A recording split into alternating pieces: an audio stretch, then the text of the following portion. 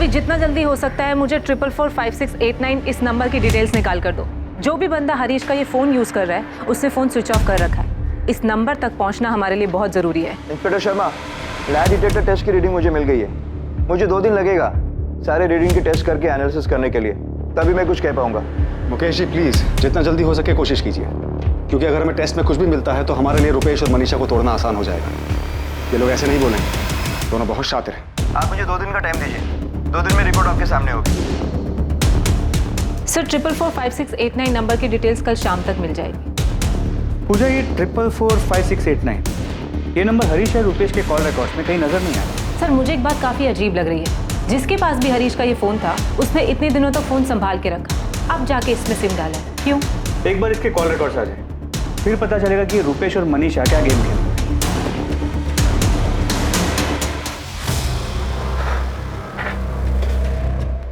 क्या हो रुपेश, लाई detector test में पुलिस ने क्या पूछा? वही जो कस्टडी में पूछ रहे थे। इस बार नया ये था कि कुछ तार वार लगाए थे उन लोगों ने। तो फिर सच पता चल जाता है क्या? पता नहीं कह तो रहे थे यार, मैं तो शुरू से ही सच बोलता आ रहा हूँ, जो वो लोग मानने को तैयार ही नहीं है। रीना, मनीषा कैसी है? कुछ टेंशन में, कुछ सोच में, ऐसा कुछ दिखा क्या? नहीं, शक्ल से तो ऐसा कुछ नहीं दिख रहा है। मैं उसे मंदिर ले गई थी, भगवान की कसम दिलवाकर मैंने उससे पूछा कि रुपेश और उसके बीच में कुछ है क्या, पर तब भी उसने यही कहा कि ऐसा कुछ नहीं है। कुछ समझ में नहीं आ रहा। मनीषा भी तो इतना सब कुछ होने के बाद भी एक बार भी कहीं से दुखी नहीं नजर आ रही। वही तो, कुछ समझ में नहीं आ रहा है इनके बीच कब हुआ है, क्या हुआ है। और मनीषा कुछ बोल भी तो नहीं रही।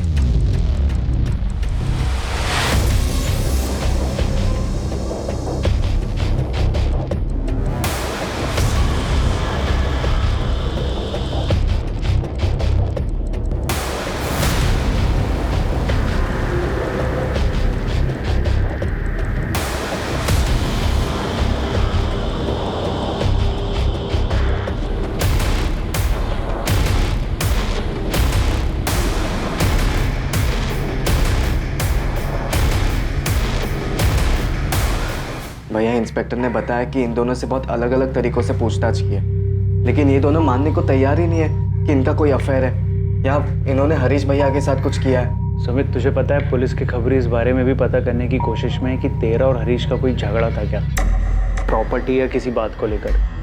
मैं ये नहीं कह रहा हूँ कि उन्हें कुछ मिलेगा, पर वो लोग ये एंगल भी देख रहे हैं।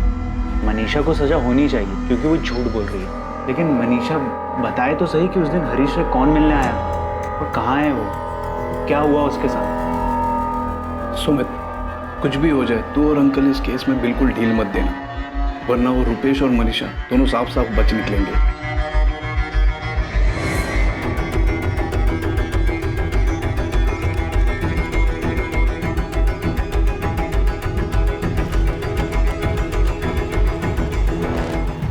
जब तक मैं अपने बेटे के बारे में पता न लगा लूं तब तक चैन से नहीं बैठूंगा। अमित, मनीषा तो कसूरवार है ही, पर तुम भी कम कसूरवार नहीं हो।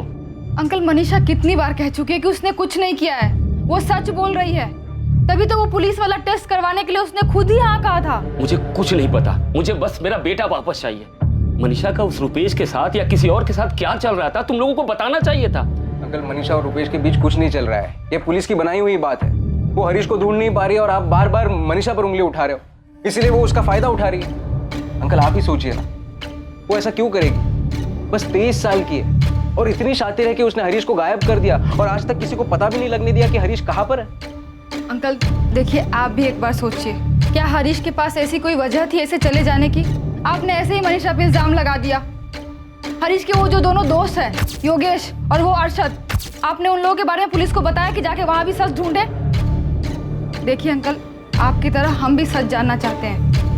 हम भी जानना चाहते हैं कि हरीश के साथ ऐसा क्या हुआ, कहाँ गया वो।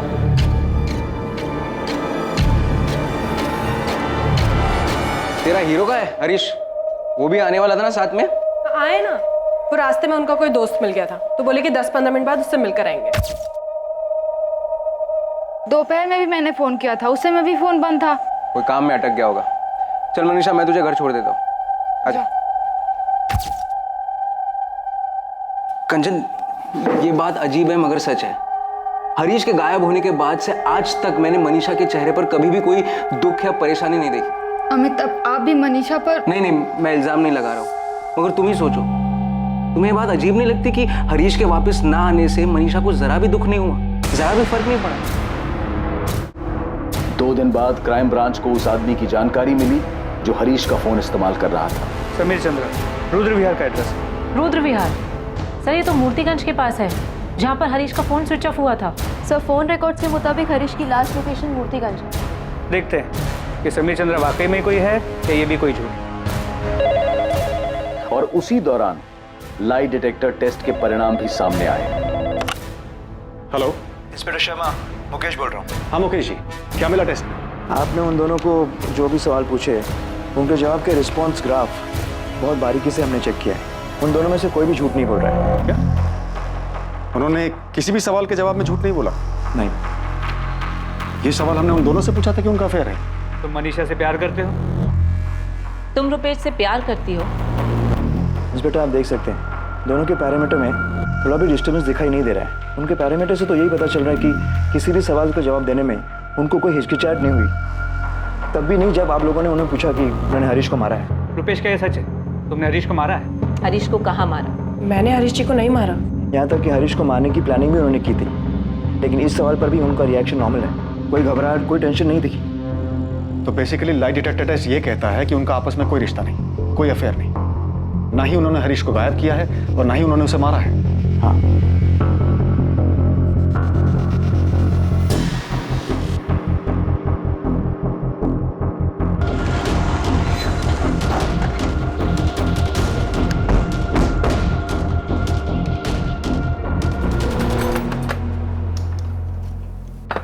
जी कहिए। समीर चंद्रा यहीं रहता है। आप लोग कौन? Crime branch. जी मैं ही समीर चंद्रा हूँ, कहिए क्या काम है? तूने फोन क्यों काटा?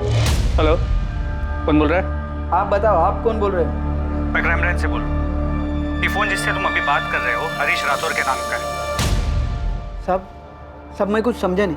मैंने फोन किया था तुझे और जब पूछा कि हरीश का फोन तेरे पास कैसे आया, तूने फोन काट दिया। अब तू हरीश का फोन खुद से हमें देगा या हम हमारे तरीके से तेरे घर में ढूंढेंगे?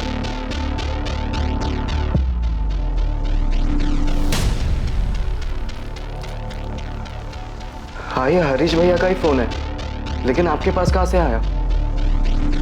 ये फोन हमें समीर चंद्र नाम के एक आदमी के पास से मिला है, किसी फैक्ट्री में ड्रिल ऑपरेटर है। मैम लेकिन उस आदमी के पास हरीश भैया का फोन कहाँ से आया? पूछताछ शुरू की है, जल्दी पता चल जाएगा। बलराम जी, आपने समीर चंद्रा का नाम कभी नहीं सुना? नहीं, पर आप ये कैसे कह रहे हैं कि मनीषा सब सच बोल रही है?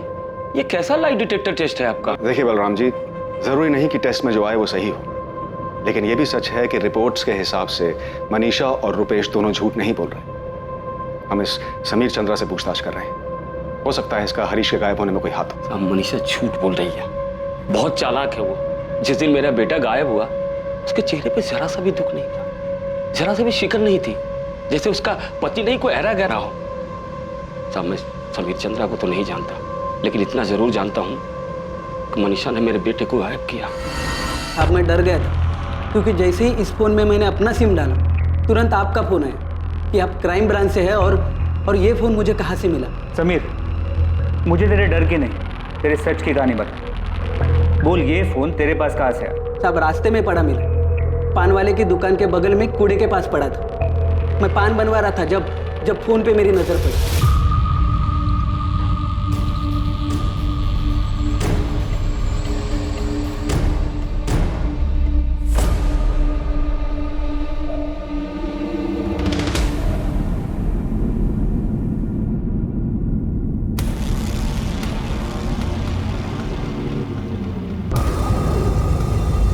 मैंने फोन उठाया और घर चला गया। तो बिना मार खाए नहीं बोलेगा ना? फोन रास्ते पे पड़ा हुआ मिला, तूने उठा लिया, बेवकूफ समझ रखा है? साहब मैं सच बोल रहा हूँ, मुझे रास्ते में पड़ा मिला था। सर तब से झूठी कहानी सुना। देख, इससे पहले कि हम तुझसे अपने तरीके से सच बुलवाएं, तो खुद ही बोल दे, तूने ही जबलपुर के रुपेश तिवारी के साथ मिलकर मारा ना हरीश राठौर को? मारा? मैंने किसको मारा साहब? और मैं जानता तक नहीं ये हरीश राठौर कौन है। अगर तू इतना ही मासूम है तो मेरा फोन क्यों कट किया? और उसके बाद फ़ोन स्विच ऑफ क्यों कर दिया? इतने दिनों बाद मोबाइल में सिम डाला और पहला ही फ़ोन आपका आया तो मैं डर गया था साहब। इस साला ये क्या मामला है, कहीं मैं फंसना चाहता। फंस तो चुका है। हरीश को गायब हुए 2.5 महीने बीत चुके हैं। इतने दिनों से तेरे पास फ़ोन था, तूने अब जाके चालू किया? साहब मैं गरीब आदमी, एक फैक्ट्री में ड्रिलिंग का काम करता, मैं क्या किसी को मारूंगा साहब? मैडम मेरे पति किसी को नहीं मार सकते, सच में उन्हें फ़ोन पड़ा हुआ मिला था। अच्छा, रास्ते पे पड़ा मिला था। रास्ते में कोई चीज़ मिलेगी तो अपना समझ के रख लेगा, जिसका उसे देने की कोशिश नहीं करेगा वो। मैडम गलती हो गई, सीधे साधे लोग हैं हम, उन्होंने ऐसा कुछ नहीं किया। बल्कि आपका फ़ोन आने के बाद वो इतना डर गए थे कि फ़ोन फेंकने वाले थे। मैंने सोचा कभी आप लोग मुझे ढूंढते हुए आए तो मैं आपको सब सच बोल दूंगा, इसलिए फ़ोन नहीं फेंका, अपने ही पास रखा। मैडम अगर उन्होंने मर्डर किया होता या कोई गलत काम किया होता तो हम लोग अब तक यहाँ रुकते, भाग गए होते। कपिल इसे छोड़ना मत, बिठा के रखो, पूरी हिस्ट्री निकालो इसकी, पैदा होने से लेकर अब तक की। 2.5 महीने फ़ोन संभाल के रखा है इसने। पूरी पॉसिबिलिटी के हरीश के गायब होने में और उसके मर्डर में इसी का हाथ हो।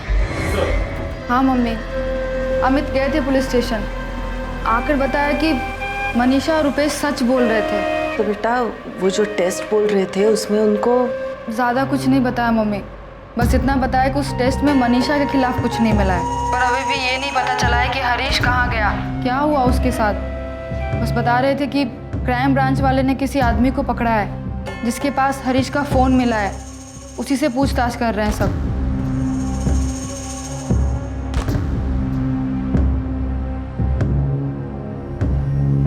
क्या हुआ मम्मी?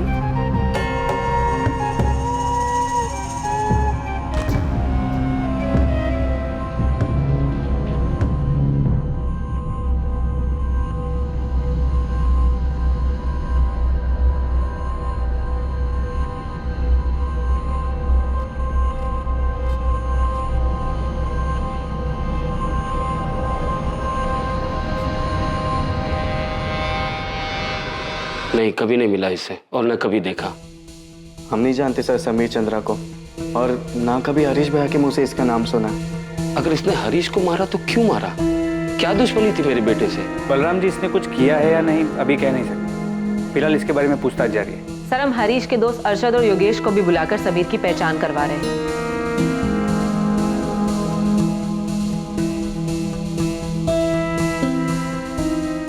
अरशद और योगेश भी ये नहीं जानते कि समीर कौन है?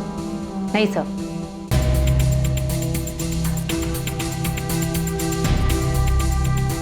मजदूर आदमी है सब, कोई क्रिमिनल हिस्ट्री भी नहीं है समीर की, दूर दूर तक कोई हिस्ट्री शीटर से जान पहचान भी नहीं है। मतलब ये पॉसिबल है कि उसे हरीश का फ़ोन सड़क पे पड़ा हुआ मिला? ऐसा ही लग रहा साहब, गरीब आदमी है, लालच में फ़ोन रख लिया होगा। हमसे इस मामले में कहाँ चूक हो रही है? सारी मेहनत बेकार जा रही है। पहले ही रुपेश तिवारी वाला एंगल सामने आया, लगा केस क्रैक हो गया है, और कुछ नहीं मिला। और ये समीर के मामले में भी सब कुछ डेड एंड पे जाके खत्म हो रहा है। मुझे नहीं लगा था कि लाई डिटेक्टर टेस्ट कराने का कोई फायदा नहीं होगा, पर अब भी मुझे यही लगता है कि मनीषा और रुपेश ने ही हरीश को मारा है। हम गलत नहीं थे सर। हमने उन्हें इतने सारे सवालों में उलझाया था, फिर कैसे? कपिल, अब उस पर एनालिसिस करने का कोई फायदा नहीं। हमें ये सोचना होगा कि कौन से तरीके से आगे बढ़ा जाए ताकि उनके खिलाफ हमें कोई सबूत मिल सके, कोई सुराग मिल सके। हमें उन दोनों पर नजर रखनी चाहिए, क्योंकि मर्डर के बाद का भी तो कोई प्लान होगा उनका। जाहिर है ये दोनों जितने शातिर हैं, इन्होंने सोचा ही होगा कि पुलिस आएगी, छानबीन करेगी, तो कुछ टाइम तक शांत रहना पड़ेगा, उसके बाद हम अपने प्लान को आगे बढ़ाएंगे। रुपेश तिवारी पर निगरानी अब भी जारी थी, उसकी हर गतिविधि पर क्राइम ब्रांच की नजर थी। रुपेश और मनीषा अब भी पार्क में लगातार मिल रहे थे। रुपेश और मनीषा पर अब निगरानी रखने का मकसद यह पता करना था कि अगर उन दोनों ने हरीश को मारा है तो कैसे, और हरीश की लाश कहां थी। इसके साथ ही इंतजार था इस बात का कि वो कब और कैसे अपने रिश्ते को एक कदम आगे बढ़ाते हैं। पर पार्क में रोज मिलने, हंसी मजाक करने के अलावा मनीषा और रुपेश में से कोई भी कदम आगे नहीं बढ़ा रहा था।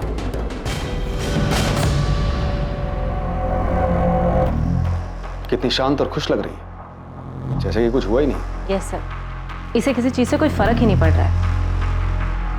आज तक के करियर में इतने शातिर क्रिमिनल्स को तोड़ा, इसे क्यों नहीं तोड़ पा रहे? सर, ताज्जुब की बात तो ये है कि बिना किसी कांटेक्ट के, बिना किसी बातचीत के ये दोनों इतना बड़ा कांड कर कैसे पाए, वो भी इतनी सफाई से कि आज तक हमें हरीश का नामो निशान तक नहीं मिला। सर, मनीषा और रुपेश का मेल मिलाप अब भी जारी है, बल्कि मेल मिलाप के साथ साथ सैर सपाटा भी शुरू हो गया। कभी होटल, कभी नर्मदा में बोटिंग के लिए भी जाने लगे। इसके अलावा और कुछ पता चला? हरीश की बॉडी कहाँ दफनाई है या जलाई है? नहीं सर, मनीषा रुपेश का सारा कच्चा चिट्टा खोल दिया, लेकिन रत्ती भर भी खबर नहीं लगी कि हरीश को कहाँ गायब किया, कैसे मारा, और उसकी बॉडी को कहाँ और कैसे ठिकाने लगा। कहीं हम गलत ट्रैक पे तो नहीं जा रहे कपिल? ये मनीषा और रुपेश के चक्कर में कोई और मोटिव, कोई और कल्प्रिट छूट तो नहीं रहा हमसे?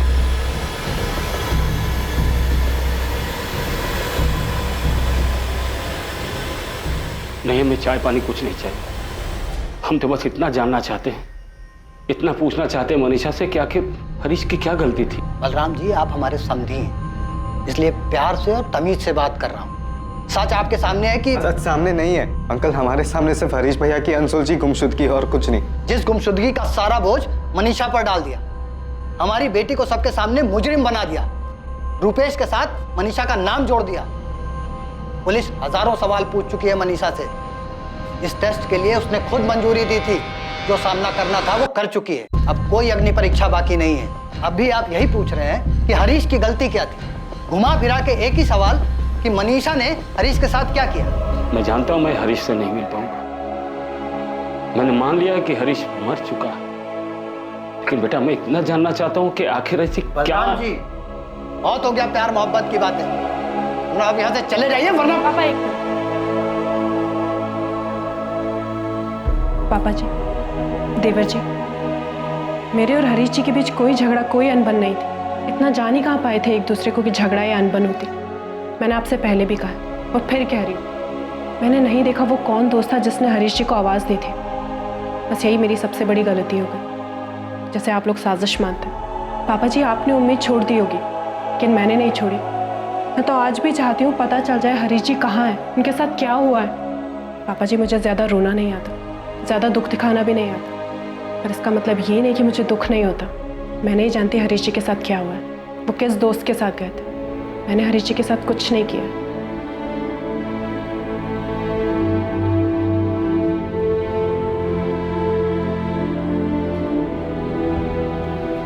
साहब, हम 4 दिनों से यहाँ चक्कर काट रहे हैं पर आप मिल ही नहीं रहे हैं।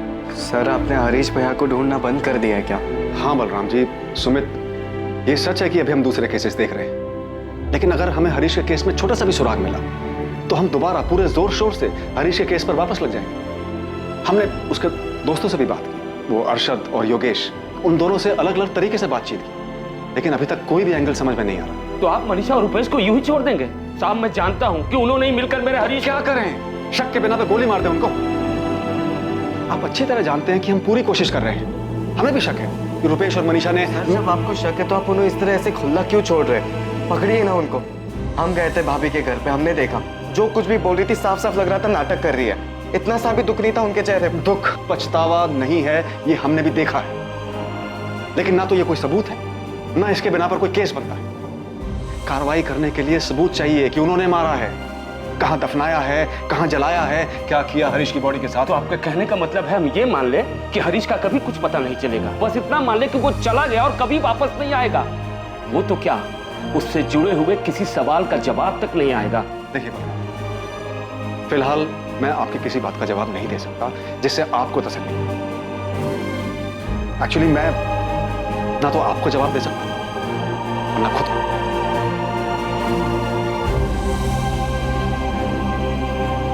हरीश मिसिंग केस में क्राइम ब्रांच भी कोई हल नहीं खोज पाई, कोई क्लोजर नहीं दे पाई।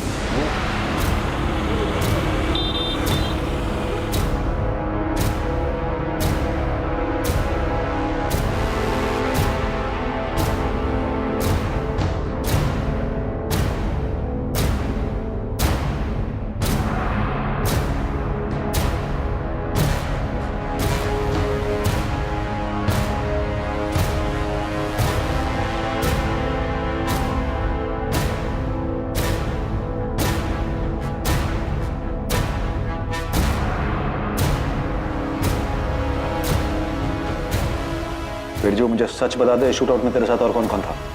देख, मैं वादा करता हूँ तेरी बेल का इंतजाम करा। खाली बेल नहीं साहब, आपको मुझे अंडरग्राउंड भी करवाना पड़ेगा, क्योंकि इसके बाद वो लोग हाथ धोकर मेरे पीछे पड़ जाएंगे। सर एक मिनट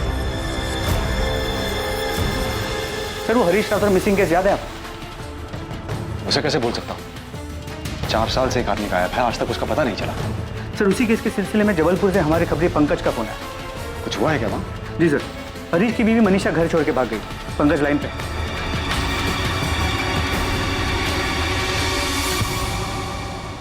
किसके साथ भागी है मनीषा? सोच के देखो साहब, कौन हो सकता है? रुपेश तिवारी? जी साहब, मनीषा 2 रात पहले भागी। कल रात से रुपेश भी गायब है। मनीषा की फैमिली बहुत परेशान थी। फिर जब रुपेश भी गायब हुआ तो उन्होंने रुपेश पर मनीषा की किडनैपिंग का केस कर दिया। रुपेश का फोन नहीं लग रहा है, इसका मतलब ये थोड़ी है कि मनीषा को लेके भाग गया है। भागा नहीं है तो कहाँ गया है वो? उसके पार्टनर अरविंद को भी नहीं पता है कहाँ है वो।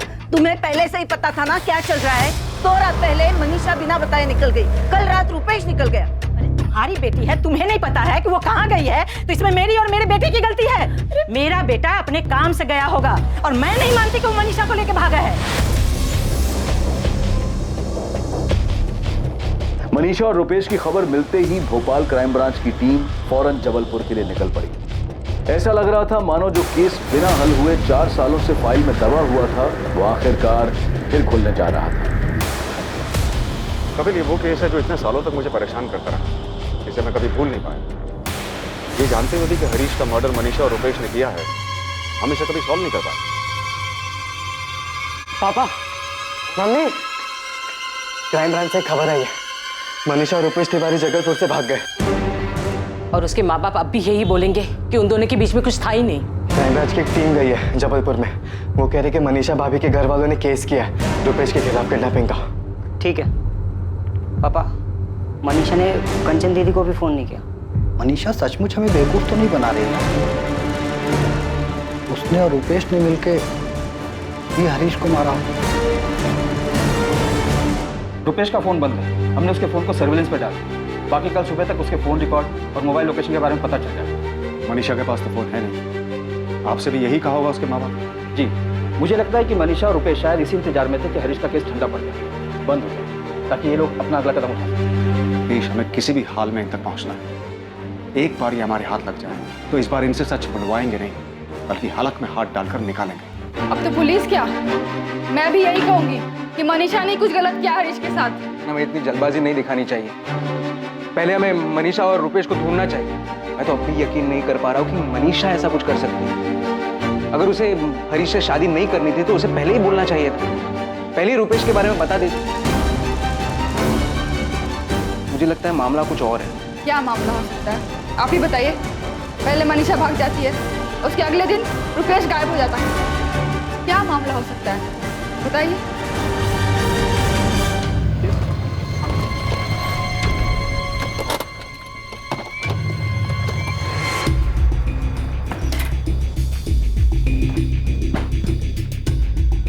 अरे तूने मनीषा कहाँ है मनीषा? तेरा दिमाग तो ठीक है, छोड़ मुझे क्या पता मनीषा कहाँ पर है। देख रुपेश, बहुत हो गया तेरा नाटक, अब सच बता कहाँ है मनीषा? मुझे नहीं पता मनीषा कहाँ पर है। 4 दिन पहले भी तुम लोग यही सवाल पूछ रहे थे मुझसे। अरे मुझसे पूछ के भाग गया क्या वो? सर, मैं अपने दोस्त से मिलने के लिए इंदौर गया हुआ था। वहाँ पर भी एक ट्रैवल एजेंसी खोलने के बारे में बात करने के लिए। मेरा फोन पानी में गिर गया था, इसीलिए बंद है। आप चाहें तो फोन करके पता कर सकते हैं, फोन अभी भी बंद है। सर फोन तो क्या, मेरा तो सिम भी खराब हो गया। नए सिम के लिए कंपनी में रिक्वेस्ट दी हुई। रुपेश, इस बार तेरा कोई झूठ नहीं चलेगा, समझा? या तो तू सच बोलेगा या फिर डंडे खाएगा। सर आपको डंडा मारना है, जो करना कीजिए। और मैं फिर भी यही कहूँगा कि मनीषा मेरे साथ नहीं भागी। सर मनीषा और मेरे बीच में ना तो कभी कोई ऐसा रिश्ता था और ना ही। इतने साल बाद आप अभी भी इस बात पर क्यों अटके हुए? मनीषा और मैं बस अच्छे दोस्त थे सर, और कुछ नहीं। मेरा दिमाग खराब है कि मैं मनीषा के साथ भागूंगा और हरीश के केस का फंदा अपने गले में डालूंगा। मनीषा कहाँ है? फिर वही बात है सर, मुझे नहीं पता मनीषा कहाँ है। मुझे समझ में नहीं आ रहा कि आप बिना वजह हर बार मुझे क्यों घसीटे जा रहे हैं। तो मनीषा तेरे साथ नहीं भागी? नहीं सर, अगर मेरे साथ भागी होती तो मैं वापस क्यों आता आपके डंडे खाने के लिए? सर उस रुपेश का वापस आना उसकी एक चाल भी हो सकती है, दोनों की। अगर चाल है भी कपिल, तो मनीषा को किसी भी हाल में ढूंढ निकालना होगा। पता करना होगा कि ये दोनों क्या खेल खेल रहे हैं। मनीषा के पिताजी का फोन आया था, वो घर वापस आ गई। हाँ, वो घर किसी आदमी के साथ वापस आई और कह रही है कि उसने उससे शादी कर ली। मनीषा ने किसी और के साथ शादी कर ली? हाँ, कोई उमेश भदौरिया नाम के आदमी से। नमस्ते। मम्मी, पापा, मैंने उमेश से शादी कर लिया। हमने परसों ही शादी की है। मैं आपको यहाँ सिर्फ इतना बताने आई हूँ कि अब मेरी शादी हो गई। और मैं उमेश के साथ दमोह में रहूंगी।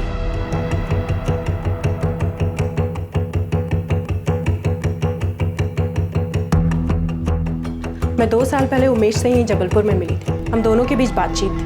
मुझे उमेश अच्छे लगने लगे और फिर मैंने उससे शादी करने का फैसला कर लिया। फैसला कर लिया? तू इतनी बड़ी हो गई कि फैसला करने लगी? हमें पूछने बताने की जरूरत नहीं समझी। मम्मी, मैं हरीश जी के गायब होने, उनके मरने का बोझ अपने सर पर उठाते उठाते थक गई हूँ। मेरी भी एक जिंदगी है, मैं भी जीना चाहती हूँ, पर इस बारे में तो किसी ने सोचा ही नहीं। और अगर मैं उमेश के बारे में बताती तो भी क्या होता? फिर से वही तमाशा शुरू होता। हरीश जी के घर वाले पुलिस के साथ यहाँ धरना देते और कहते, देखा, इसलिए इसने हरीश को मारा था। और मैं कब तक ऐसे पति ऐसे शादी के सहारे जीती जो 4 साल पहले ही चला गया, और उसके गायब होने की वजह से मुझे न जाने क्या क्या सहना पड़ा। हजारों सवालों के जवाब देने पड़े।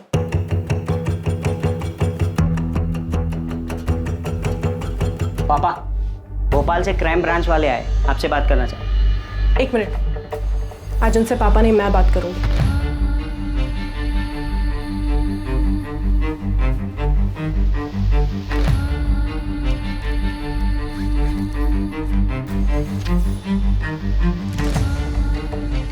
ये मेरी और उमेश की शादी का सर्टिफिकेट। हमने परसों मंदिर में शादी की और दमोह में शादी को रजिस्टर करवाया। अब प्लीज़ इसे ध्यान से देख लीजिए, क्योंकि आज के बाद मैं आपको कोई सफाई नहीं देना चाहती। हो गई तसल्ली?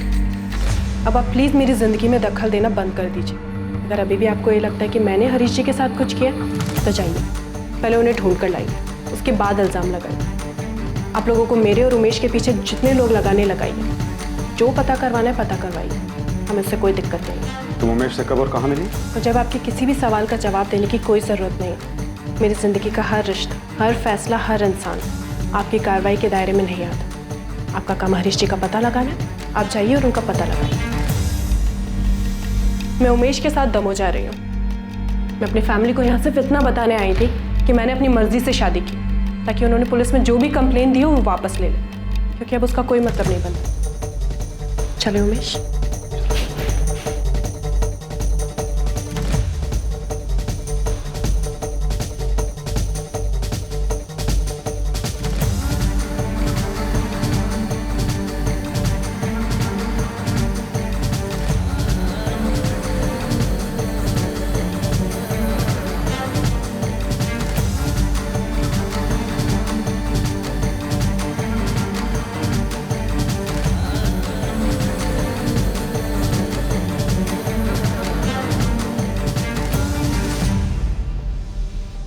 साहब, कहीं मनीषा ने रुपेश के बजाय उमेश के साथ मिलकर तो नहीं? बलराम जी, हम उमेश के बारे में पता लगा रहे हैं, लेकिन अभी तक ऐसा कुछ भी सामने नहीं आया है कि हरीश के साथ शादी करने से पहले मनीषा और उमेश एक दूसरे को जानते थे।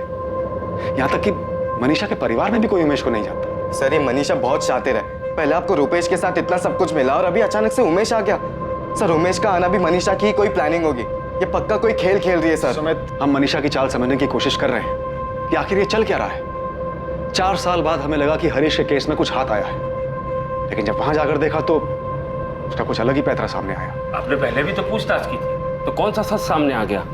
पता नहीं ऐसे ही लाई डिटेक्टर टेस्ट में भी झूठ बोला और किसी की नजर के सामने ना आया। बलराम जी, सर, कुछ ऐसा नहीं जिससे इनसे सच उगलवा लिया जाए कि इन्होंने हरीश भैया के साथ क्या किया है, क्यों किया है। सुमित, अभी मैं सिर्फ इतना कह सकता हूं कि हम पूरी कोशिश करेंगे, वो सब करेंगे जिससे हरीश का पता लग सके और सच बाहर आ सके। मनीषा की जिंदगी में एक नया किरदार आया, उमेश भदौरिया।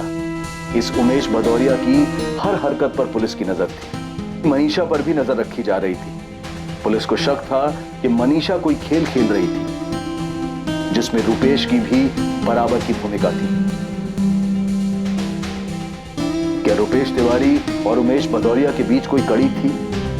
नहीं सर, फोन रिकॉर्ड्स में ऐसा कुछ नहीं मिला जिससे ये पता लगे कि रुपेश और उमेश का कोई कनेक्शन है। पूजा, के ये रुपेश, मनीषा और उमेश सच में कोई खेल खेल रहे, इतने शातिर, या फिर हम इनके पीछे पड़ के एक बंद अंधेरी गली में चक्कर काट रहे? मैं इतना कह सकती हूँ कि हम गलत ट्रैक पर नहीं है। मनीषा ने हरीश को मारा है, हम पहले भी ये बात जानते थे और आज भी जानते हैं। बस एक बात समझ नहीं आ रही कि उनका सच सामने कैसे लाए। हमने उनका लाइट डिटेक्टर टेस्ट करवाया था, जिसमें उन्होंने साफ झूठ बोला। एक बार ब्रेन मैपिंग टेस्ट करवाया क्या पता उसमें कुछ सामने आ जाए। कपिल, तुम्हें लगता है जो लाइट डिटेक्टर टेस्ट में इतनी आसानी से झूठ बोलकर निकल गए, वो ब्रेन मैपिंग टेस्ट में फंस जाएंगे? फंस भी सकते हैं। 4 साल से एक खेल खेल, एक झूठ को जी रहे। क्या पता सच सामने आ ही जाए। सर पॉसिबल है कि सवालों के जवाब में एक तैयार किया और झूठ जो सच बनकर सामने आए, लेकिन ब्रेन मैपिंग में तो कोई सवाल ही नहीं होता कि वो तैयारी कर पाए। उसमें तो उनको फोटोग्राफ दिखाई जाएंगी और उनका दिमाग कैसे रिएक्ट कर रहा है वो देखा जाएगा, जिसे वो कंट्रोल नहीं कर सकते। क्या पता इस टेस्ट में वो दोनों डगमगा जाए। हाँ पॉसिबल है, लेकिन इस टेस्ट के लिए भी तो उनकी मंजूरी लेनी होगी। सर लाइट डिटेक्टर टेस्ट के वक्त दोनों काफ़ी कॉन्फिडेंट थे और जाहिर है बच गए तो कॉन्फिडेंस बढ़ा ही होगा। शायद हाँ कर दें और उनके इस ओवर कॉन्फिडेंस से हमें कोई लीड मिल जाए।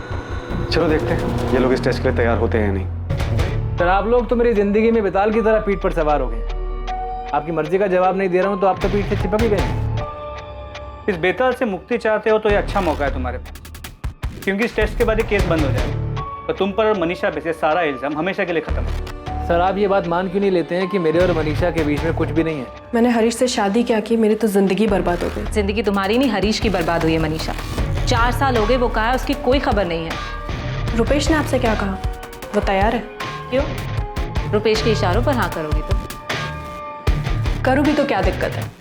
आप लोगों ने तो वैसे भी हम दोनों का रिश्ता बना के रखा है 4 साल से, वो भी मुजरम का, बिना किसी वजह। ठीक है सर, एक बार मनीषा से बात करता हूँ फिर बताता हूँ। कैसे बात करो? उमेश के फ़ोन पे या मनीषा के फ़ोन? सर आप जो चाहो पैतरा लगा दो। यही सच है कि मेरे और मनीषा के बीच में कुछ भी नहीं है और हरीश को गायब करने या मारने में मेरा कोई हाथ नहीं। तो फिर तो तुम्हें ब्रेन मैपिंग टेस्ट करने के लिए हाँ कर देना चाहिए, क्योंकि इससे हमेशा के लिए साबित हो जाएगा कि तुम्हारा इसमें कोई रोल नहीं।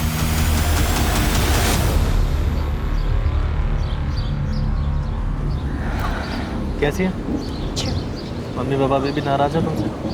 हाँ, यही कहते रहते हैं कि क्या हरकत की है, कौन है उमेश, और वही सारी बातें। कि क्राइम ब्रांच वालों ने ब्रेन मैपिंग टेस्ट को लेकर दिमाग खराब कर रखा है, बहुत परेशान किया हुआ। हाँ मुझे भी। क्या कहती है? हाँ कर देना चाहिए। रुपेश मुझे लगता है कि उन्हें ये भी कर लेने दे, कम से कम तसल्ली तो हो जाएगी और हमारा पीछा करना भी छूट जाएगा और हमारा भी ये रोज़ की मुसीबत से ना पीछा छूट जाएगा।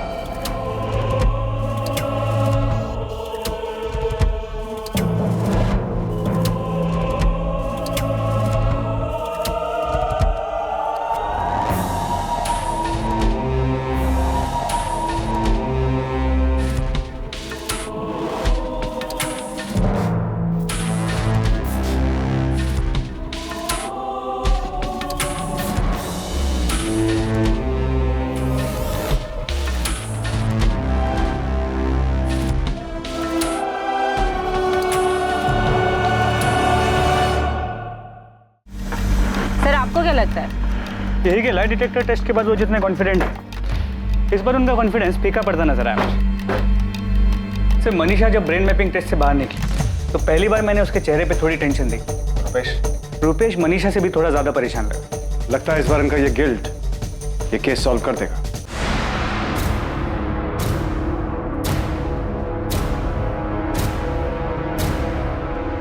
मनीषा, उन लोगों को कैसे पता चला?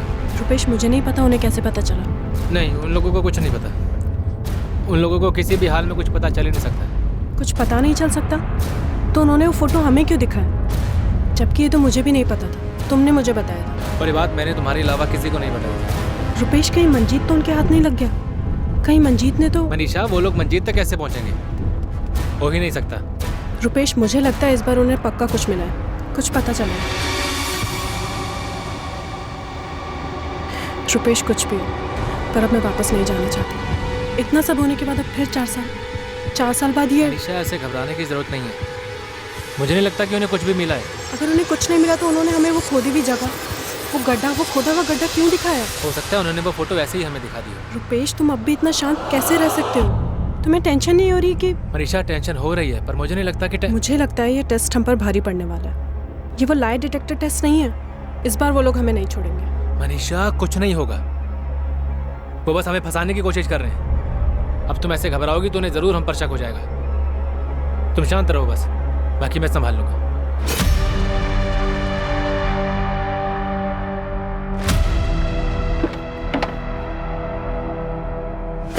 हाँ भाई। मंजीत, तेरे प्लॉट पे कोई गया था क्या? नहीं तो। तेरे दिहाड़ी वाले मजदूर की किसी से कोई बात हुई थी? नहीं, ऐसा कुछ भी नहीं हुआ। क्यों? किसी पुलिस वाले ने तुझसे पूछताछ की थी क्या? भाई तू ठीक तो है ना? और तू इतने सालों के बाद घबरा क्यों रहा है? कुछ बताएगा मुझे? अभी हमें कुछ करना होगा। क्या क्या कुछ क्या? चल।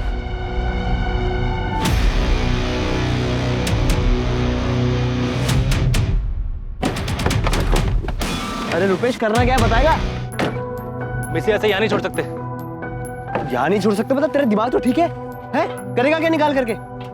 निकाल कर डिस्ट्रॉय करना पड़ेगा ताकि उनके हाथ में कुछ भी ना लगे। अरे यार पता नहीं तू क्या करना चाह रहा है। अरे यार यहाँ कुछ नहीं आया, कोई खुदाई उदाई कुछ नहीं हुई है। जीत, अपना उठा, खुदाई शुरू कर। जो भी बचा उसे निकाल के खत्म करना है। अरे कंकाल के अलावा कुछ नहीं बचा होगा। जो भी बचा है निकाल के खत्म कर रहा है उसे। शुरू कर।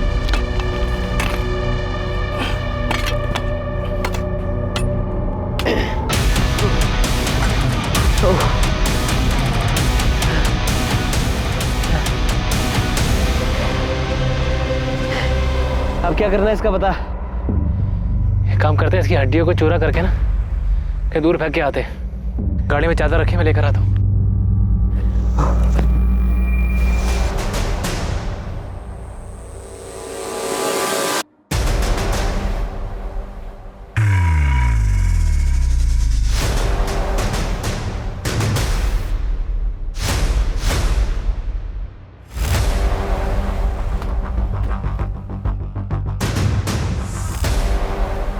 और रुपेश, क्या खोद के निकाल? हमें भी तो दिखा। चल, अरे चल। क्या है? पकड़ो उसे। 15 अप्रैल 2014 को हरीश और मनीषा ने कंचन के घर जाने के लिए रिक्शा लिया ही नहीं था। वो कंचन के घर पैदल गए थे। हरीश!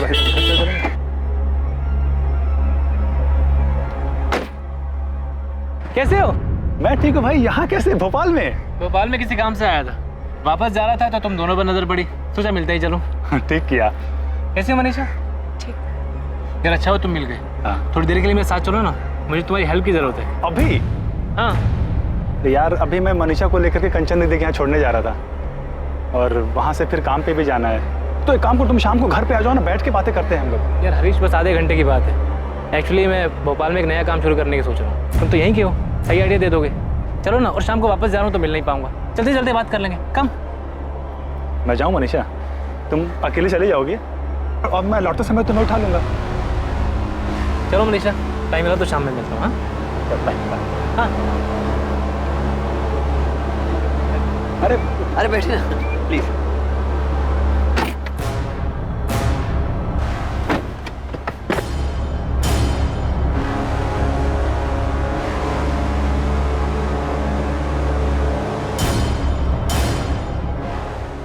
इधर प्लॉट खरीद के क्या करोगे? भोपाल शिफ्ट होने का प्लान है क्या? ऐसे ही सोच रहा हूँ, पर एक बार तुम प्लॉट देख लो, उसके बाद बताना कि लेना चाहिए कि नहीं।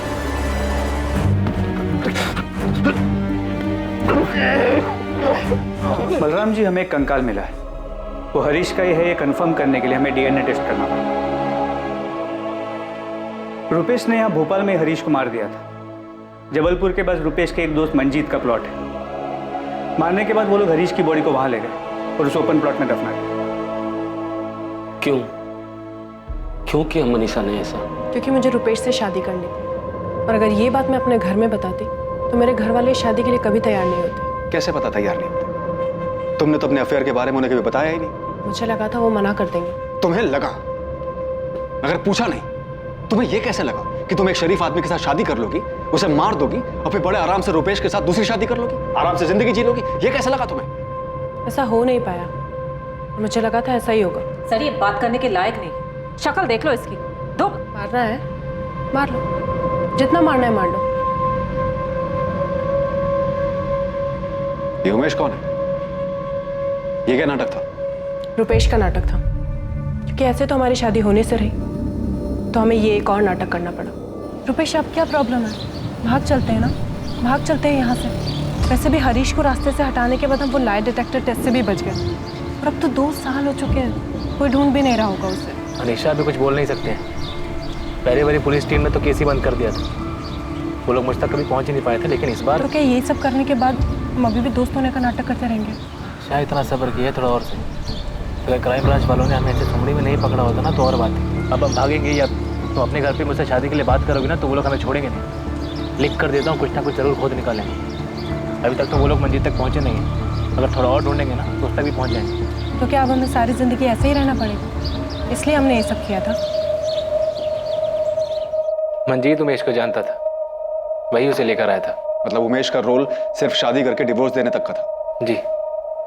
उमेश मनीषा को डाइवोर्स देता, मनीषा वापस अपने घर चली जाती और कुछ टाइम बाद मैं मनीषा की फैमिली से हमारी शादी की बात करता। मतलब यही सब कुछ तुमने हरीश के केस में भी सोचा था? तुम हरीश को मार दोगे, मनीषा अपने घर चली जाएगी, सबको यही लगेगा कि हरीश मनीषा के साथ शादी करके खुश नहीं था, इसलिए सब कुछ छोड़ छाड़ के चला गया, और फिर तुम इसकी फैमिली से अपनी शादी की बात करोगे। यही प्लान था ना? जी हाँ। तुम अपना फोन जबलपुर में छोड़कर आए थे, फिर 15 अप्रैल को इतनी सफाई से प्लानिंग कैसे की कि ये लोग कितने बजे कंचन के घर जाएंगे और तुम इनसे रास्ते में टकराओगे? फोन से मैंने मनीषा को फोन लेकर दिया था जिसके बारे में और कोई नहीं जानता था। वो फोन का है? वो फोन तो मैंने कब का तोड़ के फेंक दिया। उसका नंबर तो होगा, या उसे याद दिलाने के लिए तुझे तोड़ू? नंबर मेरे पास है। कब से चल रहा था तुम दोनों का अफेयर? मनीषा की शादी की 1 साल पहले से। मतलब हरीश के साथ शादी, उसका मर्डर, उसे दफनाना, उमेश का आना, ये सारी प्लानिंग किसकी थी? मनीषा तुम्हारी या रुपेश तुम्हारी? दोनों की थी। ये सब हमने मिलकर किया है।